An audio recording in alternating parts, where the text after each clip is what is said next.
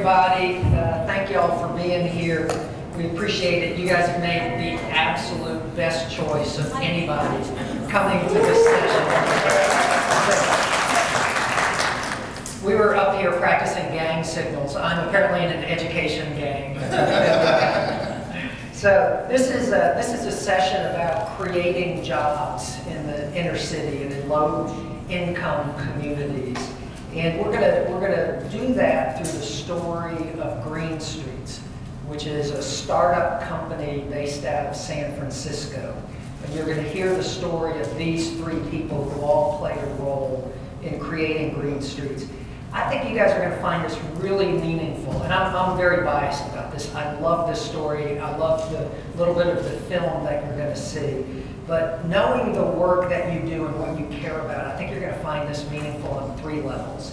And so the first one is you're going to hear a story about this sort of low-tech, really practical business started up by community residents that actually employs community people, that actually does what it's supposed to do.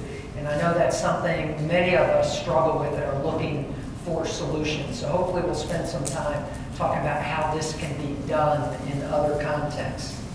And then second of all, this is a story that sort of contradicts a really powerful narrative in the country these days. And the narrative is all about the welfare queen.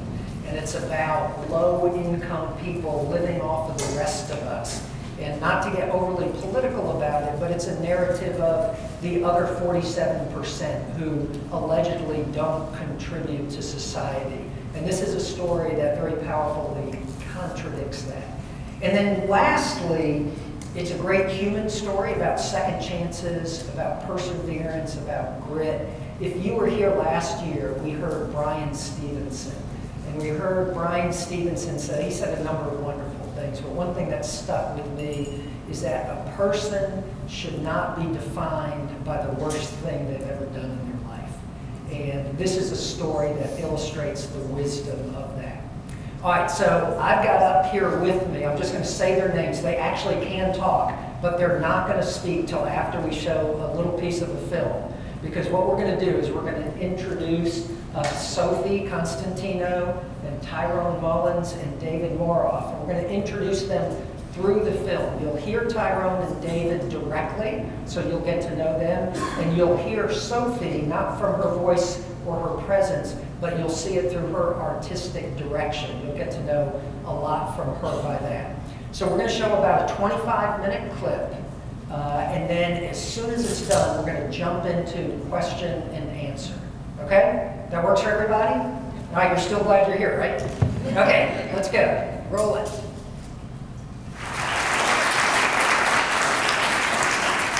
So first off, that's not the whole film. As good as that is and as wonderful as it is, that's not the whole thing. Where can people watch the rest of it? Well, we've been working off of the model. This is a work in progress. So we've been sort of constantly filming and Hi. Sorry, give it a second. Warming up here.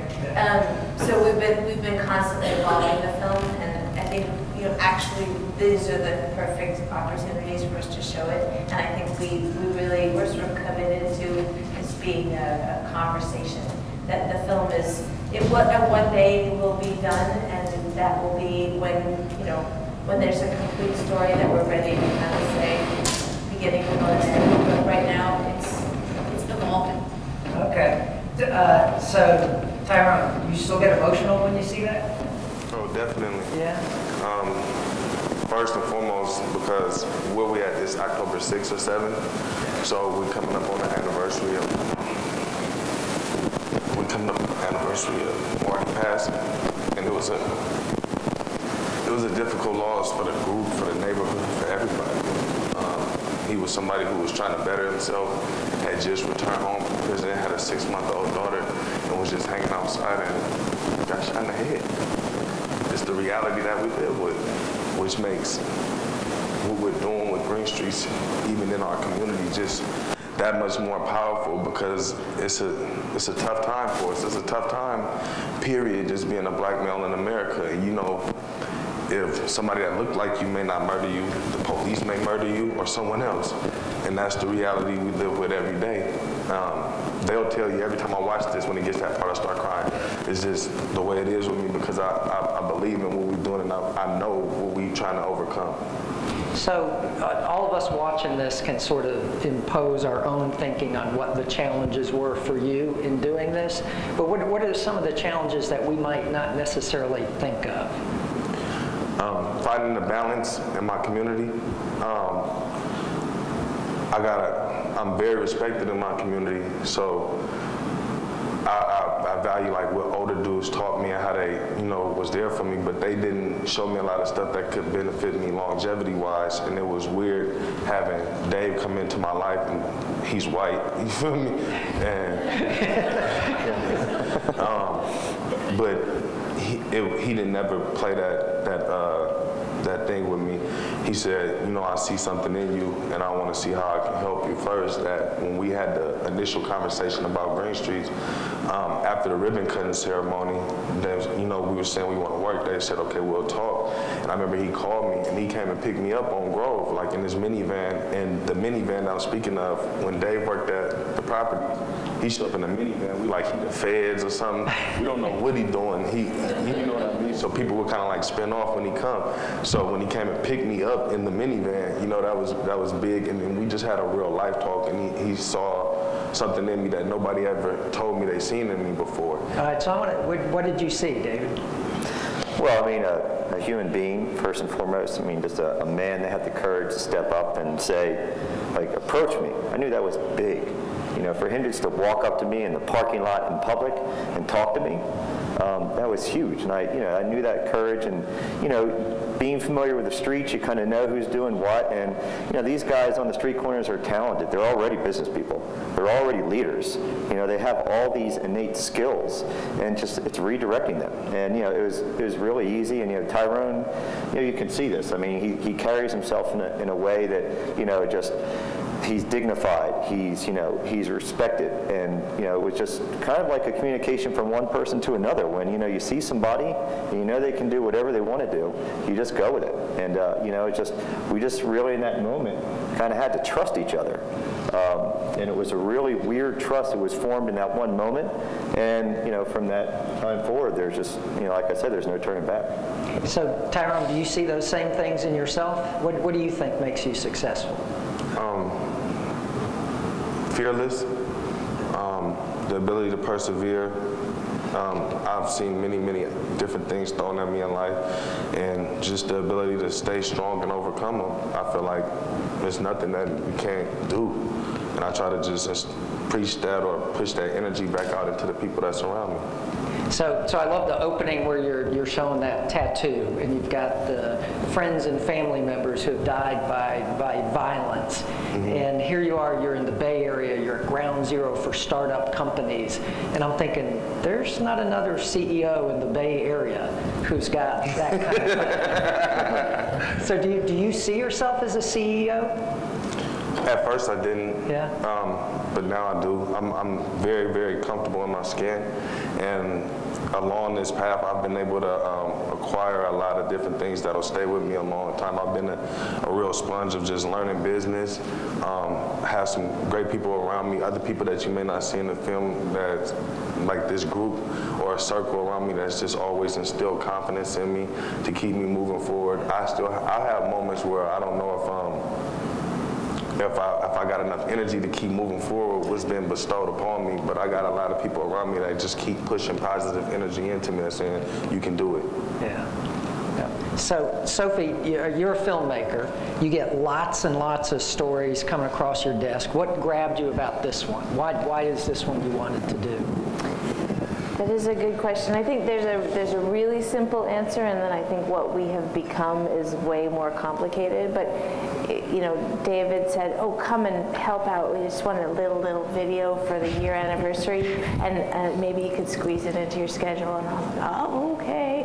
And Citizen Film is a nonprofit, and we collaborate with nonprofits. And I understand what that collaborative process is like, but we had the screening, and everybody who I developed trust with, and I really realized that was a big gift.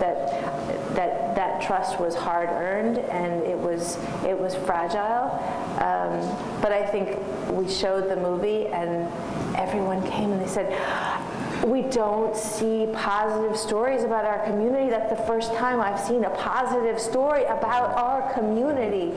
And I thought, oh my God, like, this is just the beginning. It has to be, because if there aren't good stories, there are good people, right? So they have to be told. And I think that was the beginning. And then, you know, as a filmmaker, I also run a nonprofit. I have 2 colleagues, and we built a business from the ground up, and I have to run a business. And I realize that I'm one of many pillars in Green Street's backbone that holds them and shares knowledge and teaches. And that was something that sort of evolved. It was like I was filming the meetings, and I'd be like, oh no, I got some, wait, let me help. And so there was that moment where the line was crossed, and suddenly, you know, mentorship was a real possibility, because I was there, because I was listening, because I was seeing those real challenges that they aren't my challenges, but I realized that I could at least share some, you know, experience. So a lot of us in the audience, we run nonprofits. We have to raise money all the time, and the funders, I'm not making fun of funders, if there's any in the room, but the funders are always like, give us the numbers, we want efficiency, we want that. And I was struck in this, I heard 2 numbers in this whole excerpt. One was $223,000 contract, the other was 16 employees within 6 months, and that was it. But this would be the most powerful fundraising tool imaginable. What should we be doing? What's the right balance here about how you approach that kind of thing? And what have y'all found? Because you try to, I'm assuming you try to raise money too. Yeah.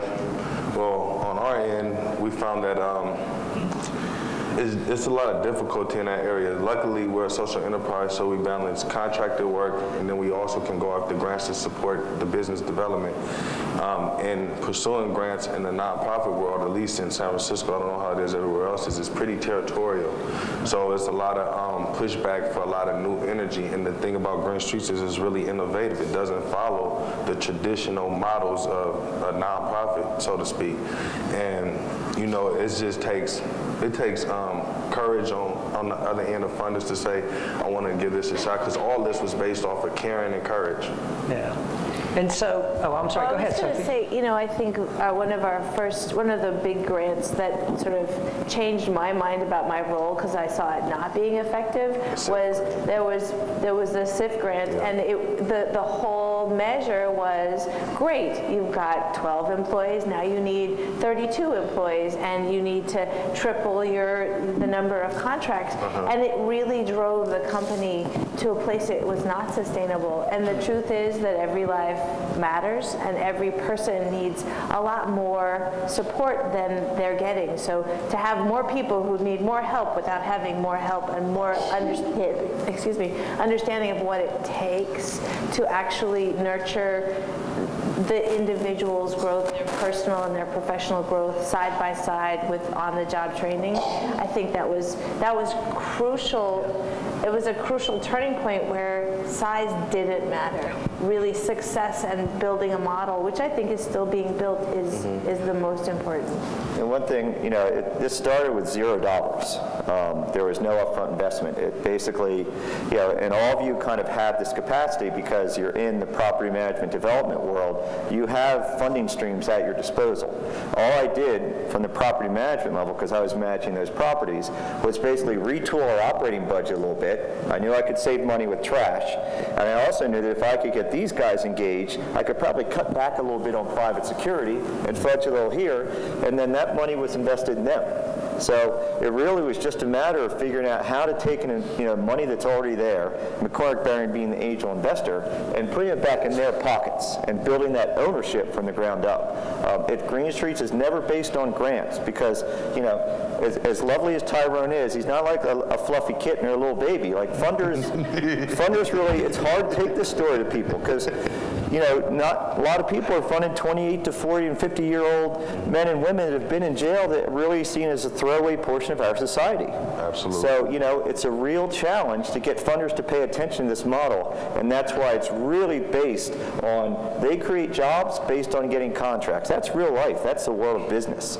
And the structure always started from day one. I didn't talk to Tyrone about, you know, man, you're angry, you got to take care of that. You know, like, you should stop hurting people, or, you know, you've got mental health issues. We talk, you know, is the language of work. From the moment we stepped in a room together, we talk to each other as colleagues using the language of work, and that's how we really built that trust and respect. So Tyrone, you've got an employee base that is almost completely folks who have been either convicted or in trouble. And you obviously have experienced that as well. Do you think you're harder on people as a manager because of that, or are you more understanding? How does that play out? I think if you ask them, they would say I'm a little bit hard, but it comes from a real genuine place. It comes from a place of caring. It comes from understanding and knowing that if we can get it right, then we don't have to look back. You know, I know the challenges I know the reason why people do stuff like steal iPhones and break windows, and you know what I mean? And it's trying to veer everybody away from that direction so we can have longevity, so people can persevere. You know, you steal an iPhone in Alameda County, they're gonna give you 9 years, 10 years. I've been in prison with people who went through that. San Francisco, a little bit more lenient, but all the other surrounding counties, 1-2 mistakes, you're gone. So I love the scene where you've got this outside person coming in to give you advice, and he's talking about, you know, the business and being an entrepreneur, and you've got to cut back on costs and cut back on hours, and you very clearly have a different view of what success as a company is. So talk about that some. Well, it comes in levels. So obviously the big picture is to ownership, to run a business, to run a social enterprise, and to possibly expand that, because at the time when we started, McCormick Barron had low-income properties all across the nation. So we was going, we can start here and we can go across the nation, right? But back home, we had to start with just getting people paid and having them start understanding the value of themselves first.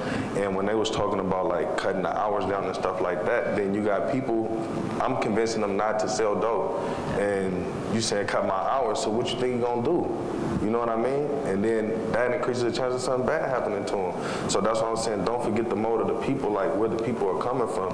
Get them to livable wages first. Let's start with livable wages, and then we can start talking about some other things, because Mark Zuckerberg didn't grow up where I grew up. You know what I mean? So I'm pretty sure the couple years he wasn't getting paid, he had some kind of support going on. We don't have that. Yeah.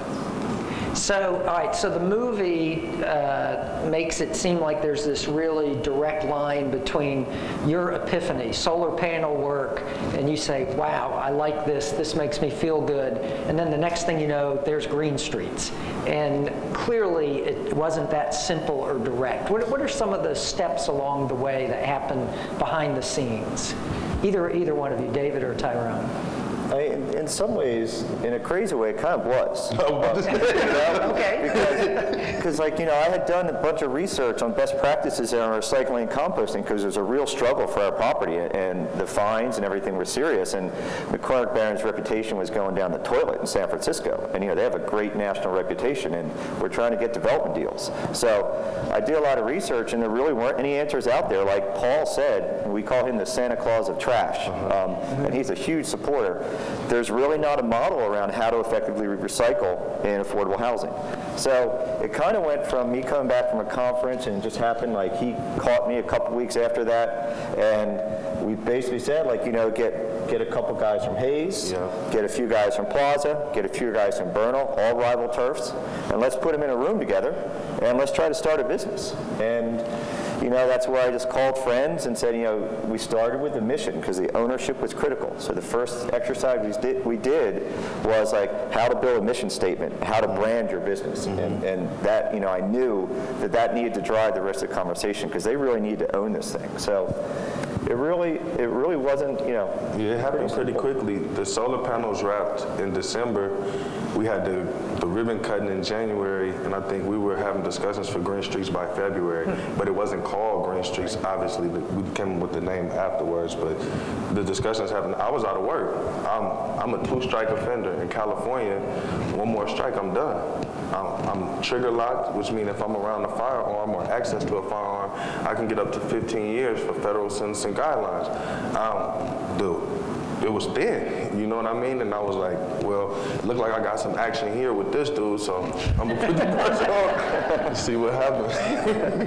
All right, so let's transition for a second to try to take this and see if there's something folks in the audience can pull out of it.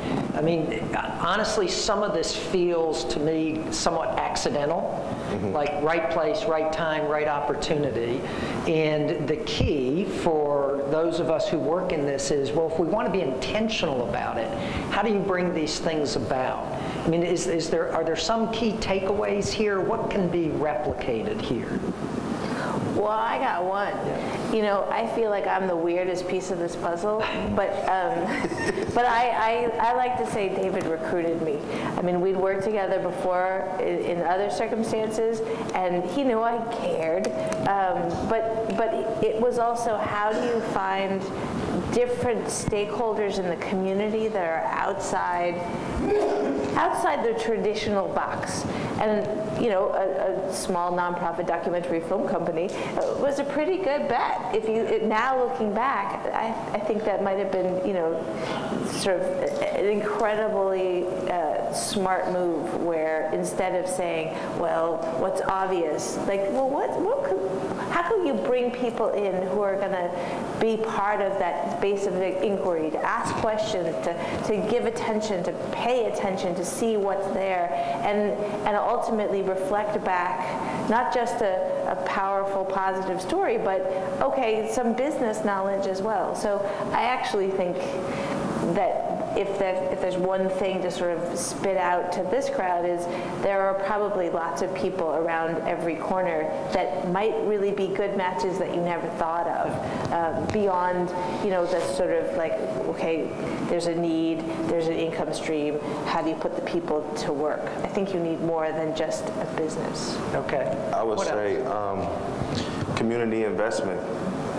I don't feel like I'm someone special. I feel like there's a lot of people like me in my population. Well, let me test you on that. Like, what are there, 300 men your age living in this development? Are they, David, you may be better situated. Are they all like that, or 50% of them like Tyrone? What do you think? Yeah, I think leaders like Tyrone are exceptional across the board. Like, you know, you only find them every now and then. But I think there are people that have the capacity to follow leaders, and I think they're just as important.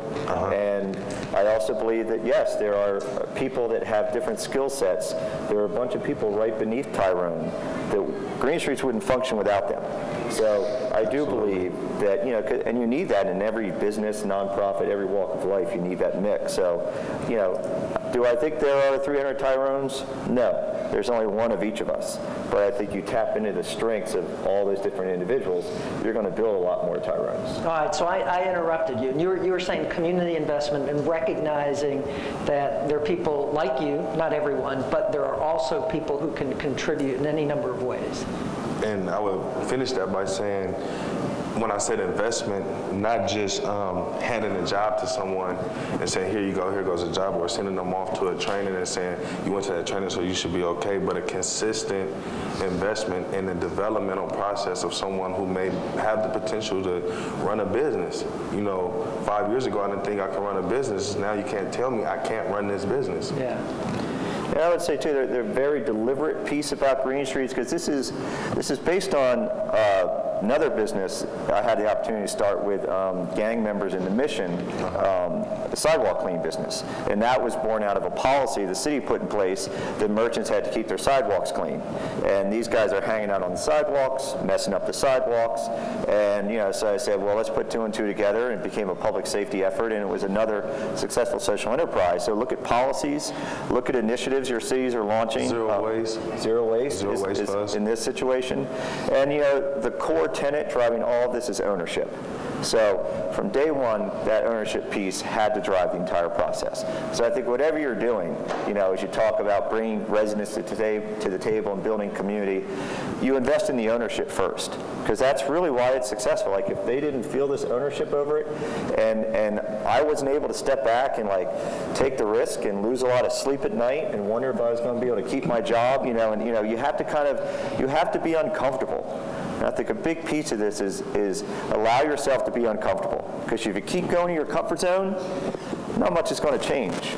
But if you go to a place where you're like, when I pull up and pick up Tyrone on Grove, I'm not really feeling good about that. I'm not sure, is he going to get in the van? Is he going to just kind of ignore me and I'm going to feel like an idiot? That stuff they're all risks.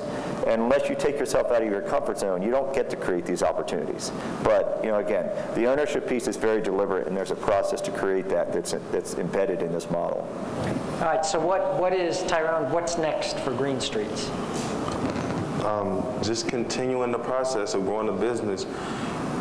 Not only myself, but developing other staff members, allowing people to know that you don't just have to stop here with working, but create a livable wage for them, and then personally develop and get people back in school. We had staff members that didn't have a high school diploma or GED. Now that we took care of this part for you, now I challenge them to go back out and get the GED, or go to a training that may offer them a service that they didn't have before. So continue to develop the people, continue to spread the mission, and then continue to gain these contracts. You got a 5-year plan? That's the plan. That's it.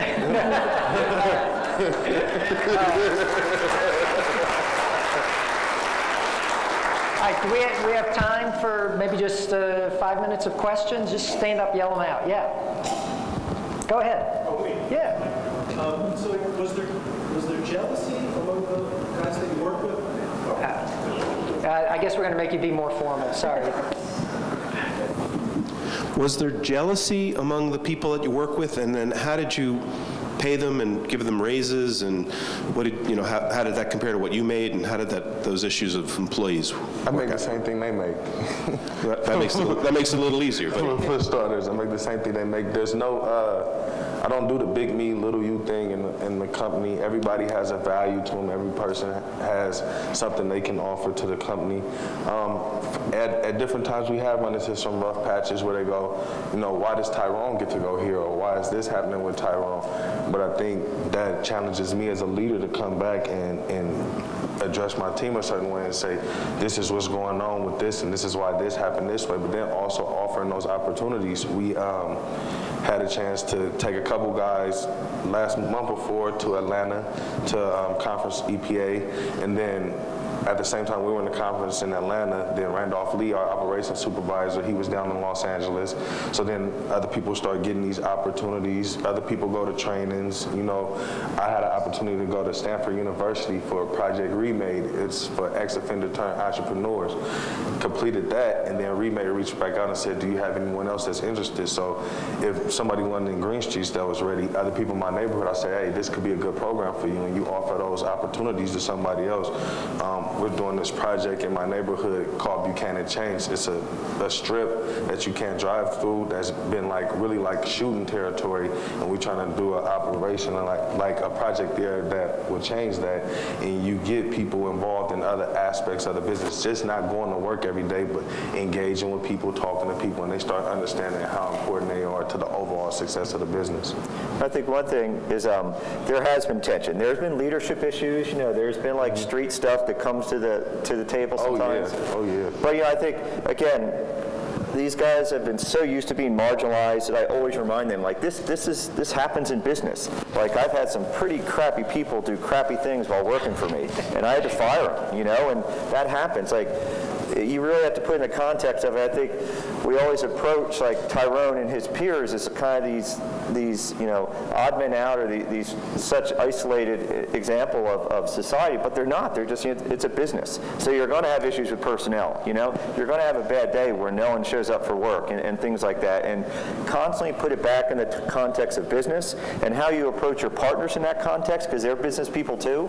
And here you can transfer your skills to somebody else. All those issues are at play constantly throughout the process of building green streets, but if you put it back in the framework of this is just everyday life anywhere across the country, across the world, it just normalizes things, and it puts it in a different light and makes it more approachable. So if everybody gets paid the same, it changes.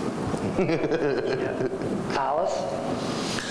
So I'll code switch with you later, so we talk later. I'll code switch with you. But I want to just say that you are extraordinary. I'm out of the East. I run Youth Uprising in the town. I hire indigenously. I'm a really, really extraordinarily large percentage of my people are reentry, and what you're doing is super hard. And I run a lot of different businesses. That is the truth, and it's really, really hard. So I want to say you're extraordinary. Thank you, sis. I want to say that it's really, really hard to do, both from a business and a social services standpoint, and I would love to talk to you about either ways that we can support or learn from what you're doing, because I have a crew that's also doing this work, and the border crossing, the where you're safe to be, all of that is real in the town too. Yes, definitely. So thank you for your work. Thank you. And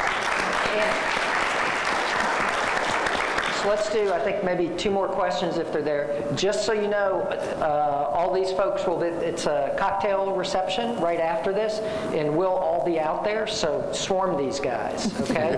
Go ahead. So great job to all 4 of y'all, because I feel like it's a different kind of feel-good story where you strip away the feel-good and the story still stands really strong. And a lot of that's because it's like entrepreneurship at its core, which I love. And I think Sophie made the comment that actually you all made the comment that more good stories need to be coming from these places. And it just struck me, it's like, well, it's probably, if you take the model that you all started, it's probably more entrepreneurial opportunities that need to come from these places as well. And so the questions for Tyrone, like, yeah, I noticed even the way that you named it and branded your business, it's not specific to just, I mean, the word recycle is not in there, the word trash pickup is not, it's about a broader concept of green streets. And I just wonder, in your periphery, as you're working on this specific business and getting better and better, are there, because there's a niche, right? There was an opportunity, and you saw an opportunity to fill a void in the market that wasn't being served, and that's how this whole thing started. In your periphery, as you're working the job now with your crew, do you start to see other opportunities out there, other niches that need to be filled, and might that be the impetus for another Tyrone to come in, or for you to expand your business and create another story? I'm just wondering what you're noticing out there as voids in the market. That's actually a great question. I think for my personal development, just not becoming content. You know what I mean? A lot of times, especially coming from where I come from, it's like, oh, you made it, you're good. You know what I mean? But if there's so much more to you, what else can you do? What else can be done? And I think the big piece for me was the social service element. Like once we got people jobs, but we found that it was hard to keep people employed because there was other barriers that people weren't able to address. Don't you just have an HR department, you call it? We need one. HR come from where I come from, so we all trying to get it together. But it was just starting the field that interests me is being able to address some of the mental health issues without labeling it mental health, but just addressing people in their wellness and where they at. And that's an area in my community that's very much overlooked or not addressed in the correct fashion. And I've got to peek into it.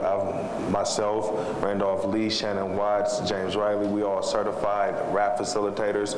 RAP is an acronym for Wellness Recovery Action Plan. It was developed by a lady named Mary Ellen Copeland out of New York, and it was just different ways to address wellness.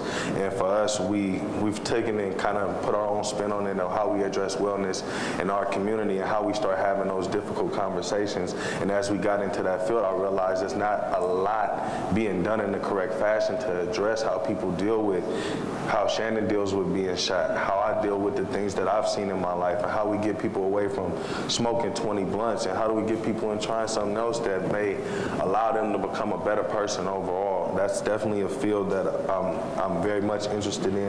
And then always just keeping your eyes open for other things. Sophie is a real environmental buff, right? And for years we talked about rainwater barrels and what is going on with rainwater in the city and how do we go about that. And then last year we get hit with the drought, you know what I mean? And now we're talking about how do we put catchment systems in affordable housing, and how do we take that and then use that to use water, and then create another area of employment for people. So it's a bunch of things out there. Just trying to find the time to explore is kind of the issue. Tyrone, when you write your business leadership book, I want to be your agent. That's got bestseller. All right, y'all. One more? Yeah. If we can. Yes, we can for you, Phil. First of all, I'm inspired by you, everybody up here, but certainly inspired by you and your perseverance and your toughness.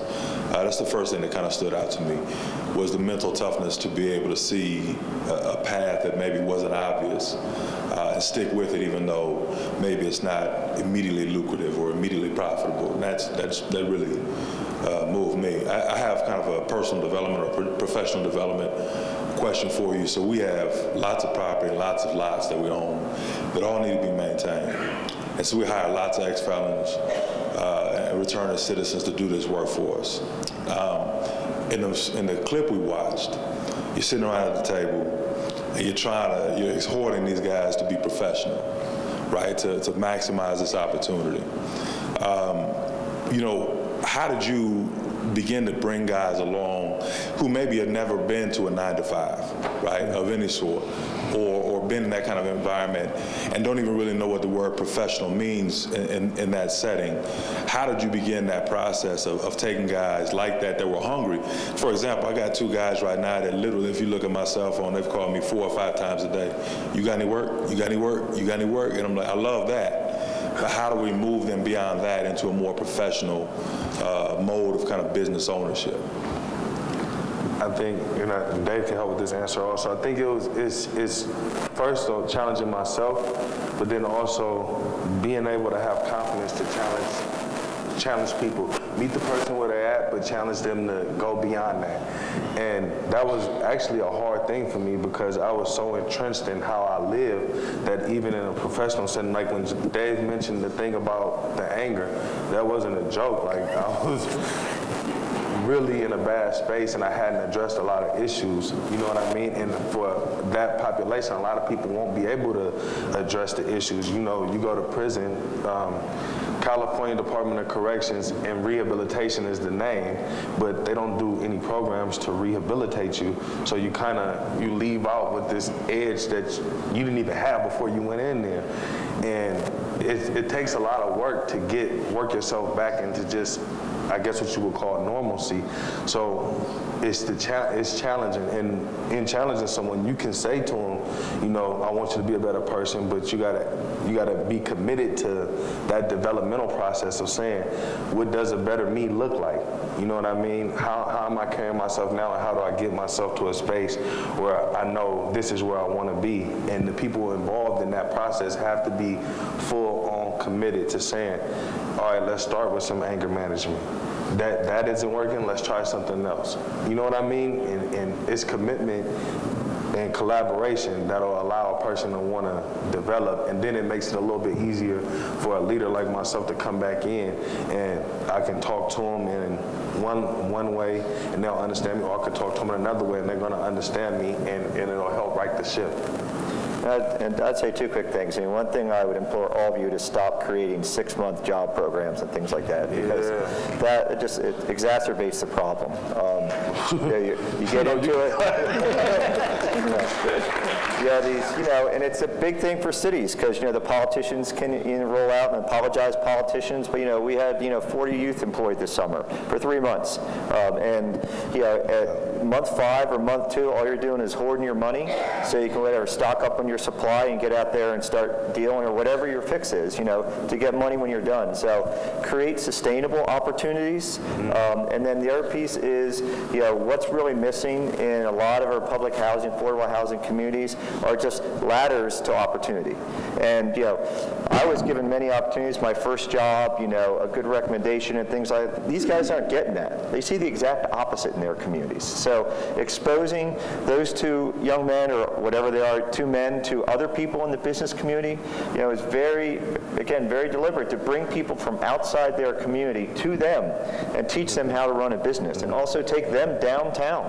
And, you know, all the thing, you know, going up in, you know, 24-story corner conference rooms and things like that, and navigating elevators where you don't get to push a button. I mean, you know, and we had all the awkward moments where, like, the security guard would buzz me through the gate, but these guys had to go through the gate and, like, open the alarm gate. He asked us, was we there to fix the wall? Yeah, so, I mean, they have not been given these opportunities to succeed, and that's going to take those guys to another level, because, again, you're using this language of work, and you're creating this equal environment where everybody's on the same page, and, you know, everyone's going to rise to the occasion. Yeah, and that's true with coming to Citizen Film's offices and, you know, seeing people at work and going, oh, this is how you work, and I can, next week you're going to come here and we're going to work together, and this is what this space feels like. It's sort of that sort of on-the-job training exposure to professionalism, so you know what it looks like. I mean, I think that has been a big thing of, you're late, and you know, this is what we want you to do. This is what you do. You call, and these are the rules. But I think it takes having that experience of going, okay, I'm late, and I'm not fired, but I'm going to learn, and I'm going to learn it again, and I'm going to learn it again. But there's compassion, but there's also sort of an opportunity to set the rules with someone in the workforce, and I think that's been huge. Yeah, and another thing too is just the dignity piece. Like, and you know, there's a place for every type of program, but you know, if somebody's late and then they have to run up a hill or do push-ups and things like that, like, who could get away with doing that in the workforce? You know, it's undignified, and it's not realistic. You know, so teach them values that apply to all of us. Don't create exceptions to the rule. You know, if I taught Tyrone from the beginning that, you know, you know, discipline people by making them run a block, run a lap, it'd be ridiculous. It'd be a laughing stock. So, you know, I think, again, it's just create a dignified environment where it's a peer-to-peer relationship, and you're looking at something that's sustainable and not something that's temporary. Thank you all. We are